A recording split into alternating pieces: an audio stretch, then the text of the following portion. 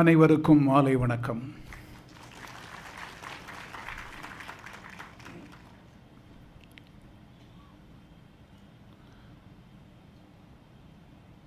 வாழ்க்கையின் பயணத்திலே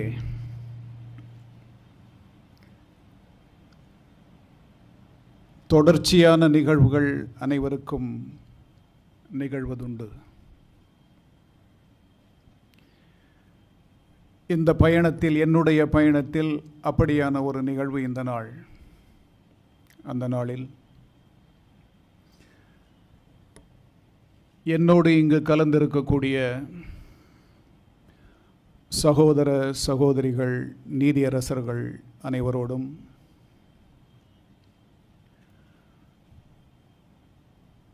இந்த நீதிமன்றத்திலே பணியாற்றி பணி நிறைவு கண்ட,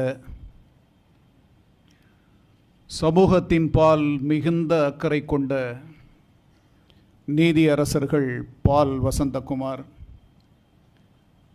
நீதியரசர் கிருபாகரன், நீதியரசர் ராஜேந்திரன், நீதியரசர் ரவிச்சந்திரபாபு, நீதியரசர் PN பிரகாஷ், நீதியரசர் சந்திரசேகர் அவர்களோடும் தனக்கே உரித்தான முறையிலே என் மீது கொண்ட தனிப்பட்ட அன்பின் காரணத்தினாலும் என்னை பற்றி குறிப்பிட்டு அமர்ந்திருக்கக்கூடிய தமிழக அரசின் தலைமை வழக்கறிஞர் PS ராமன் அவர்கள், மத்திய அரசாங்கத்தின் மூத்த நிலை வழக்கறிஞர் AR சுந்தரேஷன் அவர்கள், அரசாங்கத்தினுடைய குற்றவியல் வழக்கறிஞர் ஜின்னா திரு எட்வின் பிரபாகர், புதுவை மாநிலத்தினுடைய government leader mister Ravikumar, Prabhakaran vice chairman bar council, PS Amalraj bar council of Tamil Nadu, president MBA mister Bhaskar,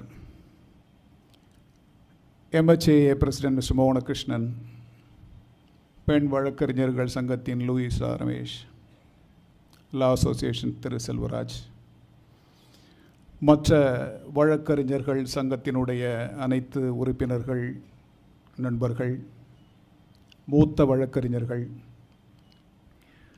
உயர்நீதிமன்றத்தினுடைய பதிவாளர்கள்,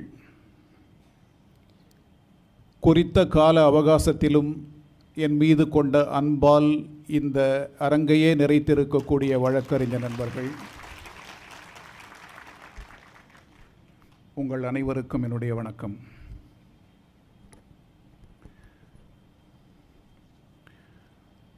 வாழ்வின் பயணம் என்று என்னுடைய உரையை துவக்கினேன். வாழ்க்கையில் தன்னை பற்றி எதுவுமே நினைத்து கொள்ளாத, தனக்காக எதையுமே தேடிக்கொள்ளாத, படிப்பையும் எழுத்தையும் மட்டுமே நேசித்து மனிதர்களுடைய வாழ்வின் உன்னதமான கணங்களை தனது படைப்புகளின் மூலம் பதிவு செய்த எனது தந்தையார் மா அரங்கநாதனின் வழிகாட்டுதலில் வளர்ந்ததால் கேப்ரியல் கார்சியா மார்க்வேஸ் என்கிற உன்னதமான ஒரு எழுத்தாளரின் எழுத்தை படித்தாலும், ஜேம்ஸ் ஜாய்ஸினுடைய அற்புதமான படைப்பாற்றலை வியந்து பாராட்டினாலும், ஹென்றி ஜேம்ஸ் என்கிற உன்னதமான எழுத்தாளனுடைய எழுத்துக்களின் வடிவத்தை உணர்ந்து உணர்ந்து ரசித்து பார்த்தாலும், காக்கை பாடினியார் நச்சள்ளையாரும் மோசிகீரனாரும் தந்த தமிழ் பாடல்களை ரசிக்கும் போது கிடைக்கக்கூடிய இன்பத்தை உணர்ந்து என் வாழ்க்கையை துவக்கியதால் எனக்கும் தேவைகள் பற்றிய சிந்தனை இல்லாமல் துவங்கிய பயணம். இந்த பயணம் இந்த அற்புதமான சரித்திர புகழ்மிற்ற கட்டிடத்தினுடைய வாசலில் துவங்கி ஒரு சாதாரணமான ஒரு வழக்கறிஞராக என்னுடைய வாழ்க்கை பயணத்தின் அடுத்த கட்டம் எடுத்து செல்லப்பட்டு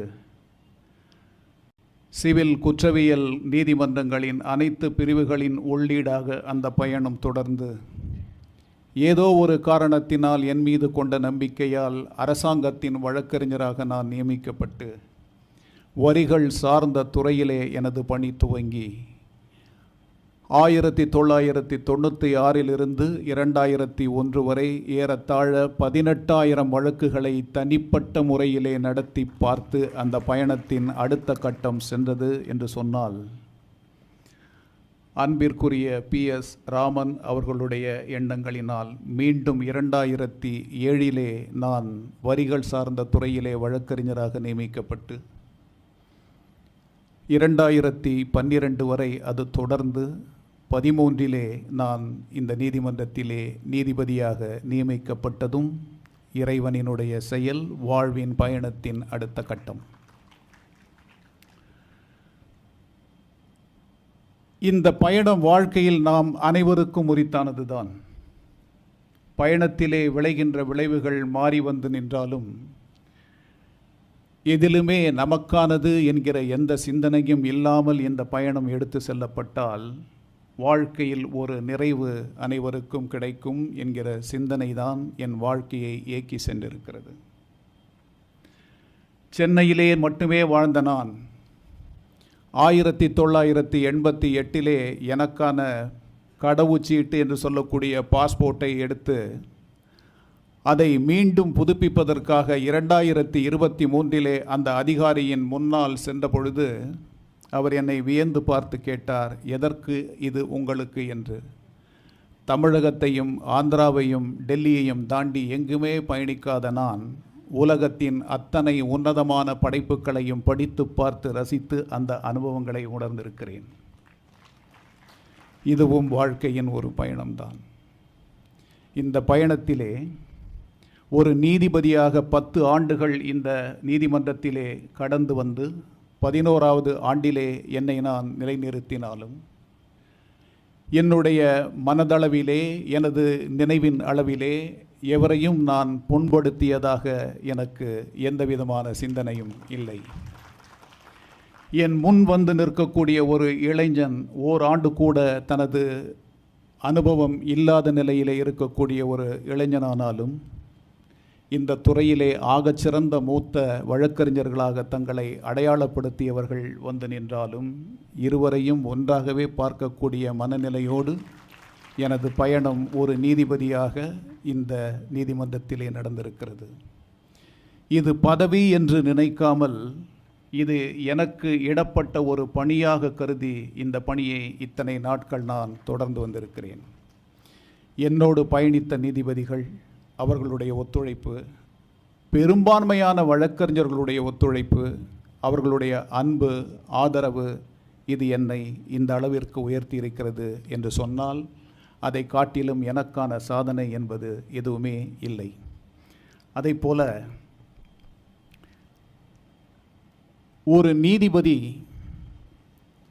ஒரு வழக்கை முழுமையாக விசாரித்து அந்த வழக்கினுடைய அனைத்து தரப்பு வாதங்களையும் கேட்டு இதுதான் ஒரு தீர்ப்பு என்கிற ஒரு முடிவை எடுக்கக்கூடிய ஒரு காலகட்டத்திலே அந்த வழக்கு சார்ந்த ஒரு வழக்கறிஞர் ஏதாவது ஒரு காரணத்தை காட்டி இந்த ஒரு காரணத்தினால் இந்த வழக்கு இப்படி எடுத்து செல்லப்பட முடியும் என்று சொன்னால் நமக்கு இவர் அறிவுரை தருவதா என்கிற சிந்தனை இல்லாமல் வழக்கின் போக்கையே மாற்றக்கூடிய ஒரு சிந்தனையும் இருந்திருக்கிறது. அதிலே எந்தவிதமான குறைபாடுகளும் என் மனதிலே இருந்ததில்லை. இப்படிப்பட்ட ஒரு நீதிபதி பணியில் வழக்கறிஞர்களுடைய ஒத்துழைப்போடு, என்னோடு பணியாற்றிய சக நீதிபதிகளோட ஒத்துழைப்போடு இந்த பணியை நான் தொடர்ந்து செயல்படுத்தி வந்திருக்கிறேன். இதற்காக என்னோடு ஒத்துழைத்த என்னுடைய மனைவி, என் குடும்பத்தினர் அனைவருக்கும் என்னுடைய நன்றிகள் என்றுமே உரித்தாகும். என்னோடு பயணித்தவர்கள் என்று சொன்னால் நண்பர்களும் அதிலே அடக்கம். எனது நண்பர்கள் என்று பலரை குறிப்பிட்டாலும் எவரும் என்னுடைய பணிக்கால கட்டத்திலே என்னை வந்து பார்த்து அணுகி எந்தவிதமான காரணங்களுக்காகவும் பலன்களுக்காகவும் அவர்கள் அணுகியதில்லை. அந்த விதத்திலும் இறைவனுடைய கருணை என் மீது ஆகச் சிறந்ததாக தான் இருந்திருக்கிறது. ஒரு குறிப்பிட்ட சங்க பாடல் ஒன்றை சொல்லி, இதற்கு மேல் என்னை பற்றியோ எனது பணியை பற்றியோ சொல்வதற்கு ஏதுமில்லை. உச்சநீதிமன்றத்தின் நீதிபதியாக என்னை நியமித்து என் மீது நம்பிக்கை வைத்த நீதிமன்றத்தினுடைய மூத்த நீதிபதிகள் அனைவருக்கும் என்னுடைய வணக்கத்தை சொல்லுவதன் மூலமாகவும், எனது பணியை எந்த விதத்திலும் எந்த குறைவும் இல்லாமல் நான் நிறைவேற்றுவேன் என்று கூறிக்கொள்வதன் மூலமாகவும் என்னுடைய உரையை நான் முடிவு செய்யலாம். ஒரு சங்கப்பாடல் ஒன்று சொல்லும், 80 வயது மிக்கவனாக நீ இருக்கிறாயே, உனக்கு இளமை பொருந்திய தோற்றமும் செயலிலே இளமையும் பொருந்தியதாக நீ இருக்கிறாயே, அதற்கு என்ன காரணம் என்று ஒரு வயோதிகனை, தோற்றத்தில் இளைஞனாக தோன்றக்கூடியவனை கேட்டார்கள். அதற்கு அவன் பதில் சொன்னான், நான் வாழக்கூடிய வாழ்க்கை அறம் சார்ந்த வாழ்க்கை. இந்த வாழ்க்கையிலே என்னை சார்ந்து நிற்கக்கூடியவர்கள் என் மனைவி, என்னுடைய குழந்தைகள், என்னை சார்ந்தவர்கள், என்னை ஒரு நல்லவனாக மதித்து என்னோடு பயணிக்கக்கூடிய என்னுடைய மக்கள், யாரினுடைய கொடையின் கீழ் நான் என் வாழ்க்கையை நடத்துகிறேனோ அந்த அரசை நடத்தக்கூடியவன், இவர்கள் அனைவருமே அறச்சிந்தனை மிக்கவர்களாக வாழ்கின்ற காரணத்தினால், என் சிந்தனையும் அறம் சார்ந்தே காலகாலமாக இருந்து வருவதினால் நான் என்றைக்கும் இளமை பொருந்தியவனாக இருக்கிறேன் என்று அந்த புலவன் 2000 ஆண்டுகளுக்கு முன்பு பதிவு செய்தான். யாண்டு பலவாக நரையில ஆகியர், யாங்கு ஆகியர் என வினவுதிராயின், மாண்ட என் மனைவியோடு மக்களும் நிரம்பினர். யான் கண்ட அனையர் என் இளைஞர், என் வேந்தனும் அல்லன செய்யான் காக்க அதன் தலை, ஆன்று அவிழ்ந்தடங்கிய கொள்கை சான்றோர் வாழும் எம் ஊரே என்று தன் ஊரை சிறப்பித்து, நல்லனவற்றை சிந்தித்து, நல்ல விதத்திலே நான் சொல்லக்கூடிய அனைத்தையுமே ஏற்று நடக்கூடிய மனைவி பிள்ளைகளோடு, எனக்கான இளைஞர்களோடு, இளையவர்களோடு, என்னை சார்ந்த மக்களோடு அருமையான ஆட்சியை நடத்தக்கூடிய என் மன்னனின் வழிகாட்டும் வழியிலே நான் நடந்து வருவதால் எனக்கு என்றும் இளமைதான், ஓய்வில்லை என்று பதிவு செய்தான் அந்த புலவன்.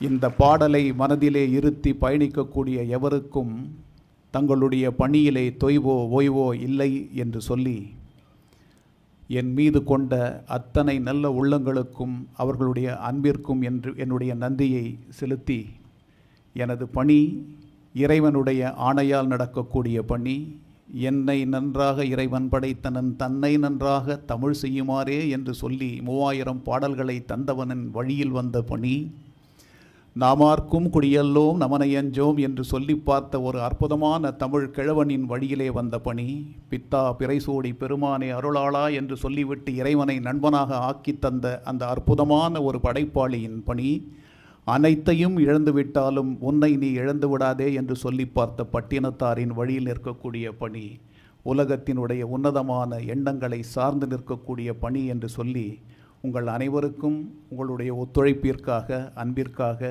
எனது நன்றியை காணிக்கையாக்குகிறேன். வணக்கம்.